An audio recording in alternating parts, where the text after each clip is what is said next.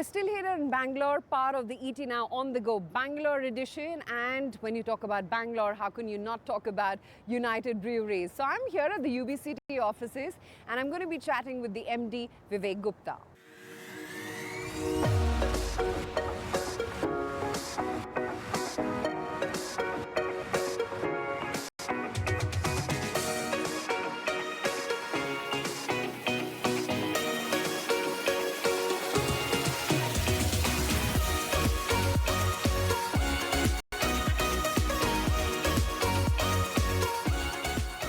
Vivek, welcome to ET Now. Thank you so much. Welcome to UB office. Thank you. Yeah. And what a brilliant office you have, and what a brilliant city. Oh no, it's a brilliant city. It's a favorite city. It's a home of UB. Yeah. And we love to be here. And it's a brilliant office as well. You can see it's a lot of greenery, middle of the city. Yes, which we don't have too much in various other cities in the country. Yeah, no, we are very fortunate to be in a very good office, but also amongst one of the best city in the country. Yeah, absolutely, absolutely. But tell me, it's been a great city for UB as well. How has the last decade been, and where is it that you see the industry per se, not just UB, headed in the next 5 years? You know, I think the last decade has been a bit of a struggle because of COVID. And you know, especially in food and beverage industry, COVID did have an impact. Of course. For 3 years. But I would say the last couple of years have been very encouraging. We have seen a good industry growth rate of 5 to 6%. And the future is very, very bright because the young India, the urbanization in India, the growing India, I really think that there is a beer culture which is developing in the country. And you are in the beer capital of India. So we can actually see how beer is becoming a drink of choice. And we are very, very optimistic on what the future is for the industry and for us. Sure. But Vivek, when I compare the global averages, the kind of volumes that some of your global peers clock, at an industry level itself, I feel that the Indian alcobev market is way, way behind. A, what's stopping India to match those numbers and those kind of volumes? And do you see that happening ever? Because inherently, India is not an alcohol consumption society. Yeah, I disagree that it's not. Yeah. I think the legal drinking age, the population, and the number of people who are consuming alcohol, they are bigger than many other countries in the globe. If you just take the people who consume alcohol or any form of alcohol, you know, it's bigger than as people, we are the largest in the world now. So it's there. So I think it's a large category. For certain companies, in spirits company, India is number 2 volume market, like Pernod Ricard talked about it. I think the challenge in India is beer. The beer is underpenetrated. You know, globally, beer is almost 75 to 80% of the category. In India, it is 15 to 20% of the category. It's opposite. And there are 3 reasons why the beer is actually smaller than other countries. I think the number 1 reason is availability. If you actually see, there are only 100,000 stores in India where you can get beer. But if you go to Singapore, you can find the beer in every supermarket. You go to Southeast Asia, you can actually have in grocery stores sell beer. Yeah. But in India, beer is restricted. It's only distributed only in 100,000 stores. So that's a number 1 issue. Number 2 is affordability. Somehow taxation on beer in India is much higher than spirits. It's not based on alcohol quantity, it is based on volume. So the beer is not affordable. So, you know, in Bangalore, you can get a beer at 120 rupees. It's still, you know, almost $1.50. Yeah. In Europe, you can actually get beer in sometimes cheaper than water to really bring together. Yes. So affordability of beer is a big issue. And the third is awareness. Because, you know, youth, when they come, their first drink is beer. But then, we need to do a better job of education, and it's also a dark market. So you can't even advertise that why beer is better for you than spirits. Yeah. So I do think that there is lot of work to be done on affordability, on availability and awareness. And I do think that, the responsibility lies a lot with the players like us, who own 50% of the market, that how do we grow this category? And how do we become the category makers versus category takers? So I see optimism, but I think all these fundamentals needs to improve for the category to grow. So, okay, let's pick up one by one, because from what I look at it, that the 3 points that you talked about, which are sort of hindering the growth of the beer market in particular, it's all very government interlinked. I'm sure your hands as well are tied down. So how do you bridge this gap then? I think first of all, we are actually talking to government, and I am convinced, I've been in this job for 14 months, that beer has to be different from spirits. When I joined, a lot of people ask me that you're joining a sin industry. Yeah. But I'm convinced I've actually joined a fun industry. And I think that's a huge difference because beer is moderate. Yeah. Beer is, less alcohol. Beer increases conversations. It's more social drink than anything else. And most importantly, beer is one drink which really helps the economy. And because beer is local, to produce beer, you have to get barley, you have to get rice, you have to get sugar, you have to work with farmers. It's bulky, so you need large transportation. You have to recycle the bottles, so it really impacts a lot about recycling operations. So beer is a lot about local. It's produced locally. It's consuming local water. It's impacting communities. And there is data globally that every 100 jobs which are created in the world, one is created by brewery. So for India's economic growth, I think there is a lot more to be done on the beer.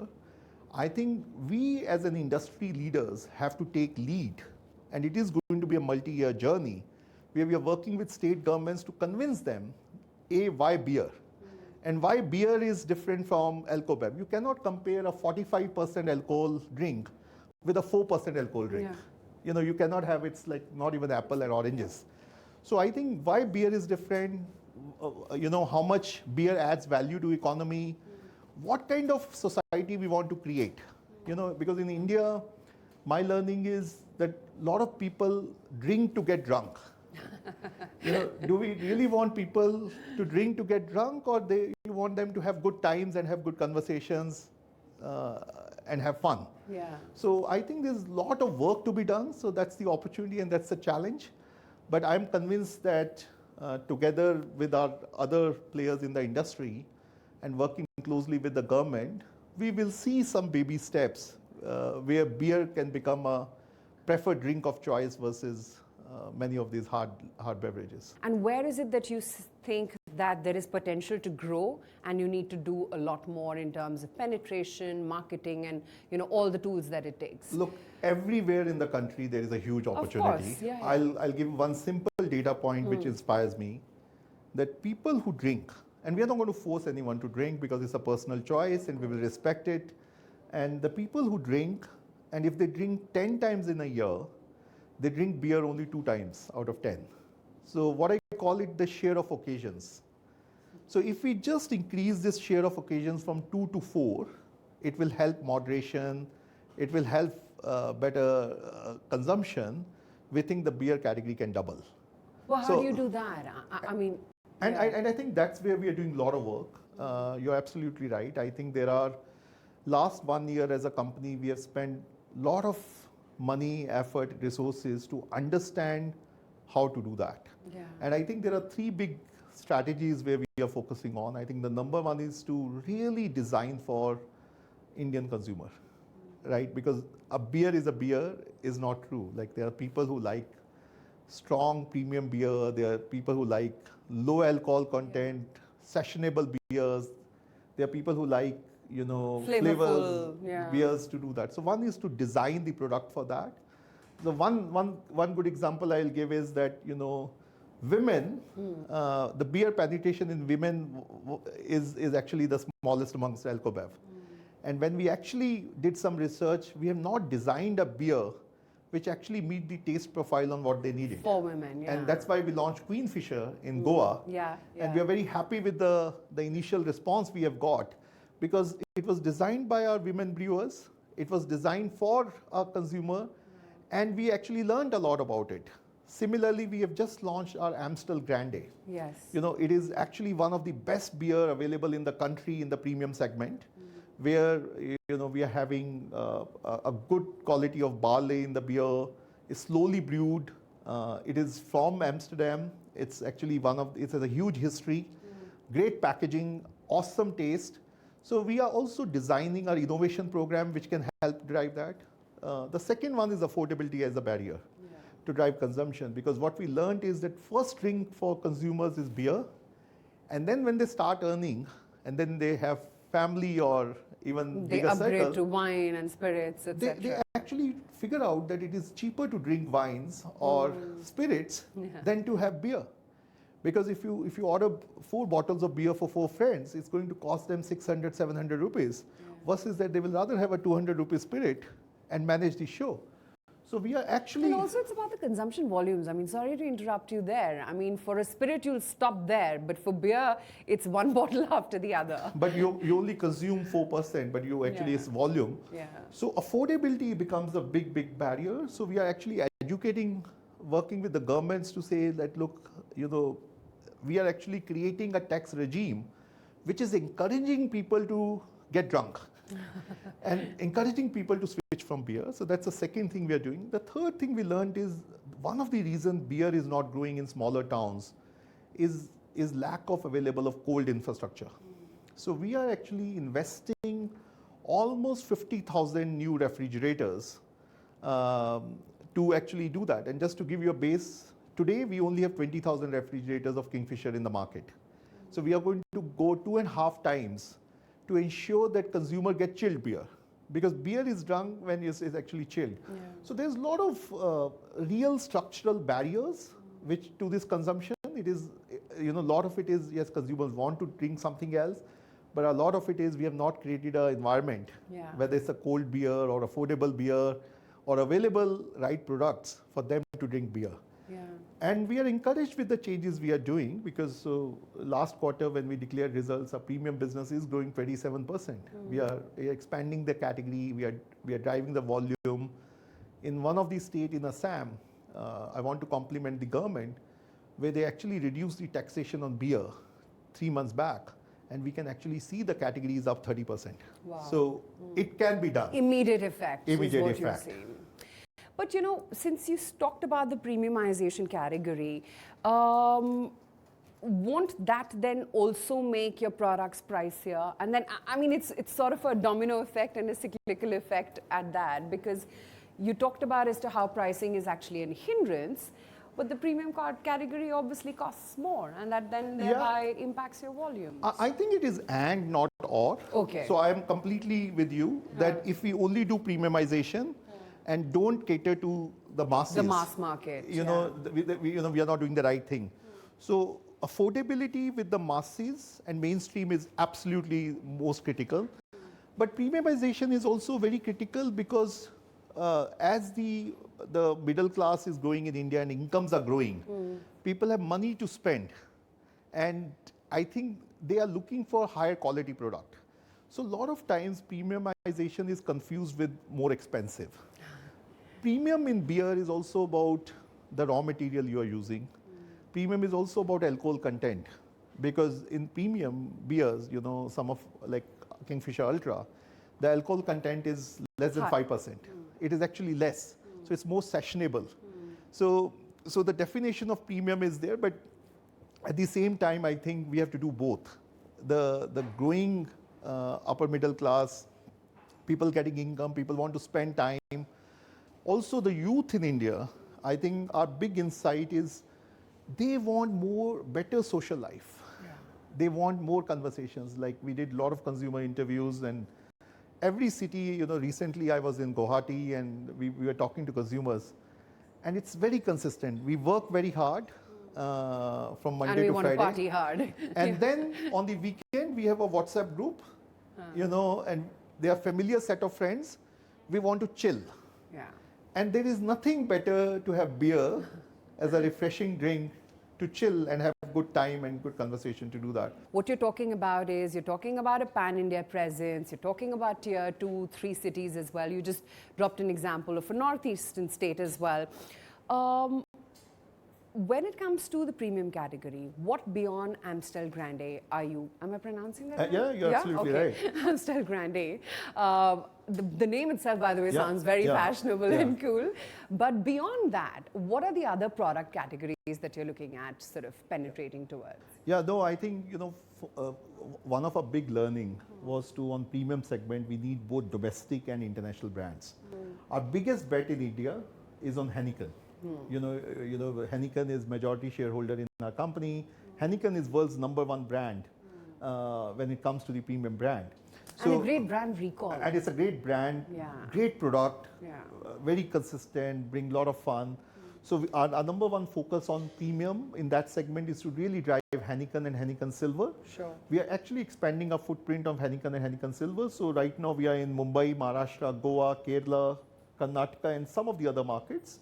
And wherever we are with full distribution and full presence, we are actually seeing significant growth in that business. So Heineken Silver and Heineken will continue to be our flagship. Amstel Grande is a big bet for next 5 years. We believe that this is one of the best beer in India on premium strong beer. It is designed for India. It's an international imagery. And we believe that in next 4 to 5 years, this will become the biggest premium brand in India. And then we have our domestic premium of Kingfisher Ultra and Ultra Max. Our business on Ultra Max is growing almost 40%. And it is because the beer is designed in India. It has been there, and we are constantly learning and upgrading the technology behind the beer as well. So our portfolio of Ultra Max, and Heineken Silver, and Amstel Grande is a very comprehensive portfolio. Other than this, we continue to look at some of our international brands, because as a Heineken company, we have more than 500 brands. Yes. But right now the focus is on what we have. Build that first. Build that first and drive that, and then we also don't want to confuse consumers. But the other one is the formats, because these are the brands, but we're also investing in draft beer, because in pubs and especially on-premise, consumers like fresh beer, they are looking for an experience. So we are also increasing our draft presence a lot. So we have launched Heineken Silver on draft in Mumbai, we have launched Ultra Max on draft in there. So that's another format where we are going to increase the beer consumption. You talked about women as a category as well. This Queenfisher, which has got great initial response. When do you plan to take it pan-India? See, it's going to be a slow burn, because a lot of challenges around getting registration done in the states, because many states have processes where you can register your brand once in a year, and also I'm going to make a big attempt. Our company is, during the coming Women's Day, where we're going to appeal to most of the states to start registering this brand. But I think that is one of the big challenges. So we're working state by state through it. I think the second is we're also learning and how is consumer reacting to it.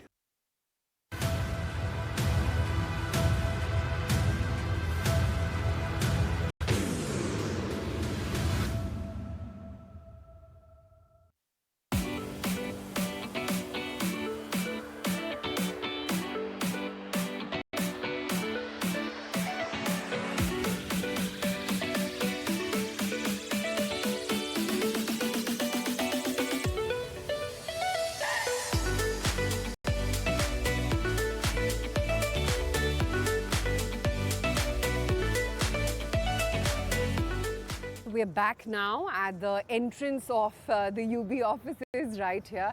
And what beautiful weather. Oh, awesome. Yeah. This is Bangalore for you. This is Bangalore, absolutely. And riding on good times, much as your brand. See, we are here to give good times, but also we're riding on good times. But tell me, I mean, it may be a minuscule factor for you, but an important factor still at that.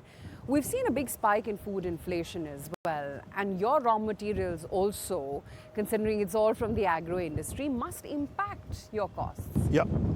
No, inflation is up. In fact, if you look at last 5 years, the barley prices are up 25-30%, glass prices are up, and that is why it is putting a stress on the industry. Unfortunately, in India, in 65 to 70% of my business, I cannot control the pricing. Because this is again driven by the government. So we actually go and talk to the government and show a lot of data that for sustainability of this industry, you have to link our costs to the inflation. But at the same time, I also mentioned to you, affordability is a challenge. Because we also have to find ways to cut cost and drive our optimization. So we do a lot of work on productivity. We look at reducing the wastage. Our #1 driver is to collect as many bottles. So I think where consumers can help and the viewers of your channel can help is if they actually drink a beer bottle, they make sure it gets recycled. Keep the bottles. Keep the bottles clear.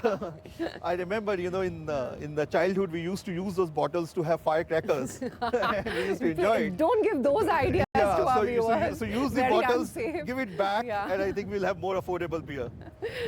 That's the North Indian in you who just spoke. Right. Yeah.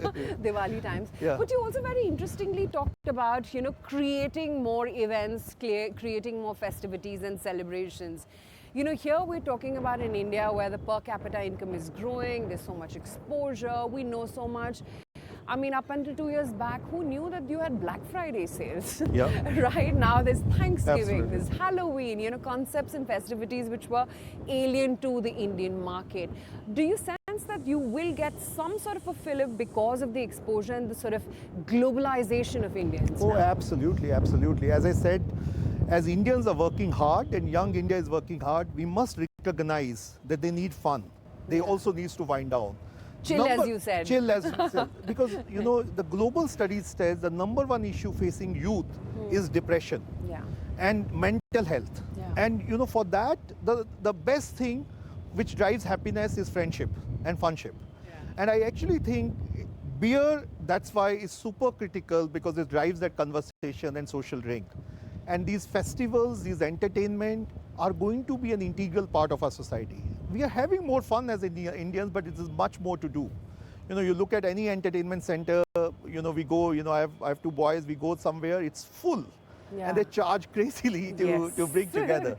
Yes. So I think funship and friendship is going to be an important part for our social bonding, because otherwise we'll be a very stressful, competitive society. And that is why I truly believe that we have a big role to play. So how do you marry all these permutations and combinations and all the factors at play which impact your business? Biggest one being government policies, and then of course raw material prices, consumer awareness, you can't advertise. Where does it leave your volume growth in the next few quarters, and what kind of revenue projections do you think you could close, say, the next fiscal with? Yeah. So look, I think, end of the day, we are managing a P&L and a business. Yeah, exactly. It all boils down to the Excel sheet. It all boils down to doing the right thing to do Yeah. that. I think I have a few learnings on that. Number one is, if you're planning for a 5% growth, plan for 15, because things will go wrong. So always have contingency planning. Because in India, beer business or alcohol business is a state-by-state business. Yeah. So in 2 states you get positive, in 2 states you get negative. So better you have to plan more than anything else. Second is very, very disciplined on being consumer-centric. Because end of the days, when you're growing a business, you can have your own ideas, but give what consumer want. And if we understand them, if we plan for them, if the ideas work, great. If it doesn't work, apologize and go back.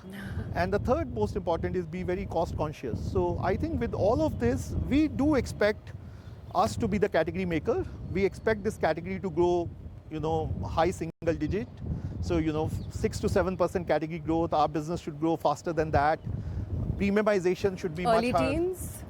I think that would be a great success.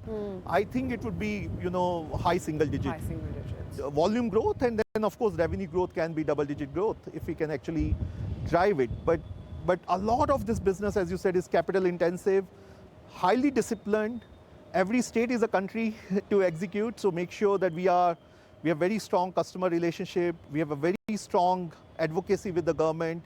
We also support Beer Association of India. We have recently formed Brewers Association of India with all the multinational beer companies, so that we can also represent to government the industry view, not even a UB view. So I think it's a long battle, but we will continue to work on that. Tell me about the recent policy changes in Uttar Pradesh, and considering that also is a dominant market for you, how much did it impact your growth? It's very recent. I would say that Uttar Pradesh is one of the most progressive policy regime right now in the north of India. I would say versus north of India to do that. It has led to category growth. It has led to industry investing more in there. So our investments in Uttar Pradesh has also gone up. But the recent changes which you are talking about, working capital changes, are very recent. I think we have to just see the impact. But I can always say that if it frees up some working capital for us, we will invest more in making sure there are more coolers in Uttar Pradesh. Yeah. There is high quality sitting experience because the government has allowed, stores can actually, people can sit and drink beer. So, but the environment is not right. So we can make those investments if it actually frees up some capital for us. So how much capex outlay are you looking at, say, in the next fiscal? I would say our current plan is almost 2x versus what we did today, but it all depends on the policy stability and policy regime. So it's 2 steps forward, 1 step backward, 3 steps forward. So it's a very volatile business from that angle. Yeah. But we try to, I would say, our plan is to at least increase our capex by 2x. Chaliye, at least with what is in your control, good luck with that. And thank you so much, Vivek, Thank you very much for your time. Pleasure thank you very speaking with much. you. All the Thank you best. so much. Thank you.